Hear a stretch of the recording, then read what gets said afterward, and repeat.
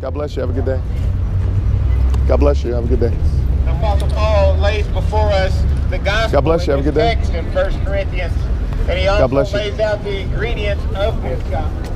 God bless you. Have a good day. Just like when your mother I'm very unappreciative that you keep coming back to my school, and I'm very sorry that Which school is that? Augustana. Oh, why would you be unappreciative?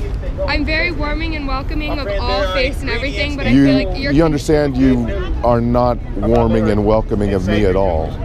I'm very sorry. You see the hypocrisy in that? I feel like you're condemning. My name's Tony, by the way. I know that. Thank you. And what's your name? Olivia. Hi, Olivia. Say, well, what are the ingredients? What did I say that was condemning? You're saying pride is my friend, we find it in verses 3 to 12. obviously a sin, but you're putting it in the context, handing out rainbow flyers of people who are proud of being who they are in a society that typically condemns them. That's a form of sin. I don't believe it is. But you and I don't set the standard, Olivia. God does. Existence is not a sin. I feel like you're reading the Bible wrong. It's not a literal text. It needs to be read in context of the society in which it's created. So how have I taken it out of context? I think you're presupposing that society was also very condemning of those beliefs, and now that you're telling us that we shouldn't, is I feel like you understand. You don't understand the Bible, okay, Olivia. Maybe I don't. But Okay, well that's important. Well, how do you know that? I'm Tony. What's your name? My name's Allie. Allie. Okay. The Bible was written thousands upon thousands of years ago. How can you interpret a word that you have no historical context or understanding of? Okay, that's not true. Allie, that's not true that I have no historical context. That's not true. You would have to have all knowledge, Allie, to assert that no one has any historical context or no one can understand the Bible as it was written. Okay.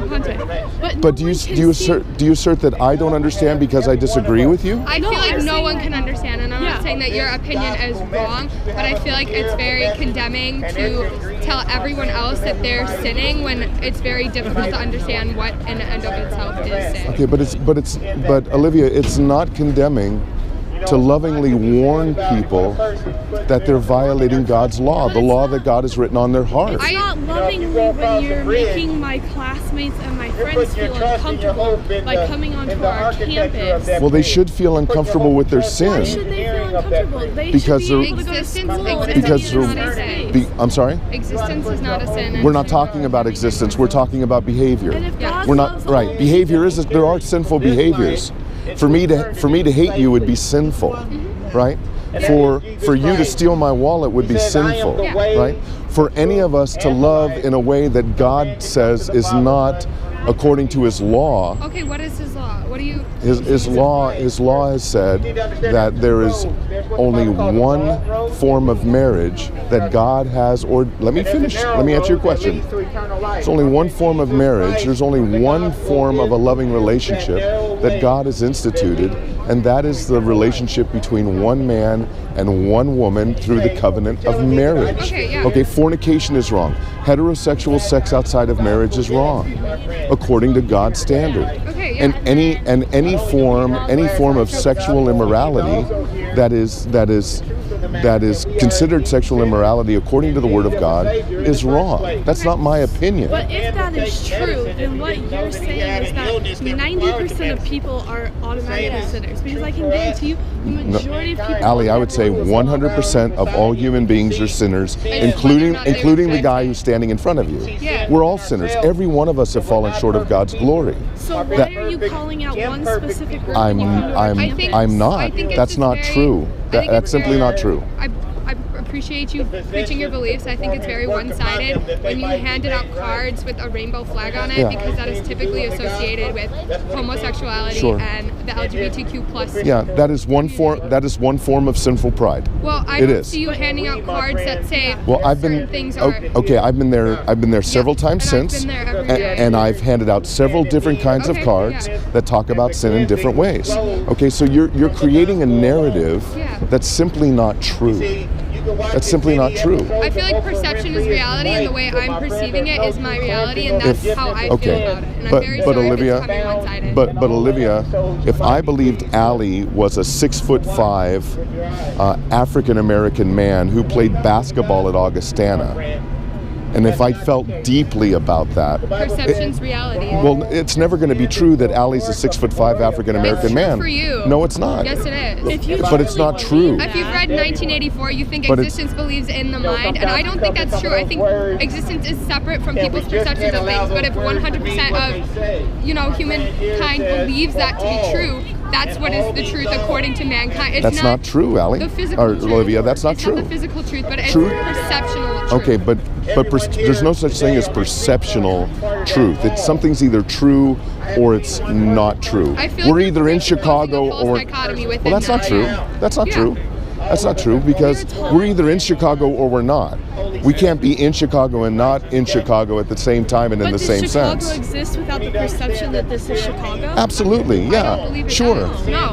Look, you There's may. the truth with a capital T, and that is what is true. But then there's truth with a lowercase t that exists as what you see is the truth. That's perception and belief. But perceptions and belief can be wrong.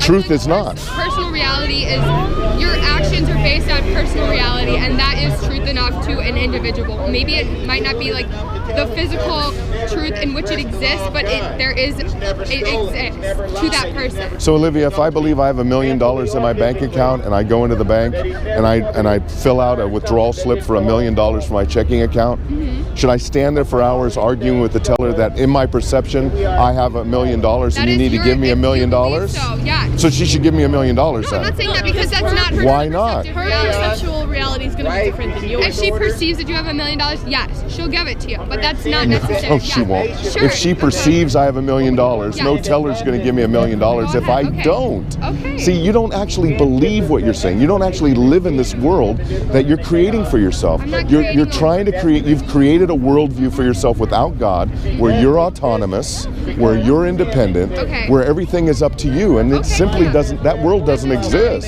I'm not saying that. Well, when you ladies die, you're going to stand before the same God who created me and every other human being. That's assuming that your God is all powerful. You know the same God I know. Do I? Yes, you simply suppress that truth by your unrighteousness. Yeah, sure. See, and that's led you into this arbitrary worldview where you're the standard. In which different people perceive different things. That's irrelevant, though. That's not irrelevant. It is. Because they're not going to stand before a God they perceive. They're going to stand before the God who is, just like you are. They're going to stand before the God they believe in. No, they're not. Yes, they are. If that God doesn't exist, they're not. It doesn't. Religious differences are not segregation. You should not segregate by religious differences. By what standard? By whichever standard people believe. If I believe, I don't know, if in something, Buddha, he is the all-righteous, Prince Siddhartha. I believe in him. If I did and I followed his practices, in my mind, I would follow that path, okay? I'm not saying by believing Christianity or not believing Christianity or any form of it is going to tell you who you stand in front of, because no one knows what happens when you die. And religion is not true. Are you sure? Yes, positive. Do you have absolute proof of what happens when you die? Yes. Not just the written word of somebody Wait. Hang on, Ali. Have you ever believed anything you've read? So if we're going to have this conversation and you want me to set aside the standard that from which I'm telling these things to you, then you have to set aside all the standards by which you're telling me things. And then we can't have a coherent conversation. I'm not going to set it. Person who has come back from the dead Yes. and been able to Yes, Jesus Christ the Lord. Yes. Jesus Christ the Lord. I'm not yes. arguing that Jesus Christ was not a person. There's sufficient scientific and historical evidence to prove that he did exist. But the stories that are written down and collected into the Bible are human written. And maybe people who wrote them perceive that some all-righteous being has, vested in them the power to write that down, but it's human stories. And a lot of them are written as narratives. If I read a story about a fairy in another world, that doesn't mean I'm going to believe that is true. Right, because the God who created you has written the reality of his existence on your heart. See, again, you're simply suppressing this truth by your unrighteousnly. So I'm going to keep coming back to Augustana because I love you and your fellow students, and I don't want anyone to perish in their sin. That's why I'm there. That's why my friends are there. Because we want every human being to come to the knowledge of the truth, to turn from their sin, and to receive forgiveness for their sin through faith in Jesus Christ. To stay away would be to hate you, and I don't. Okay, yeah, I want to thank you for coming back and preaching your beliefs. I do say that I'm very sorry that a lot of people have been very unwelcoming. I believe we should be more inclusive of everyone, regardless of what they're saying. And I'm just saying. But Olivia, you understand that when you came up here to me and initiated the conversation, there was nothing whatsoever inclusive in what you were saying. Yeah. And that's hypocrisy. Yeah, okay. Right? And a worldview without God allows for hypocrisy. Okay. A worldview without God allows for someone to hate someone else while calling them a hater. I'm not hating anybody. You're not welcoming me. Okay. Okay, so just understand that's hypocrisy. Okay. And no hypocrite will enter into the kingdom of heaven. That's why you need Christ. Turn to Christ and live while God's given you time. Thank you very much. All right. God bless you both.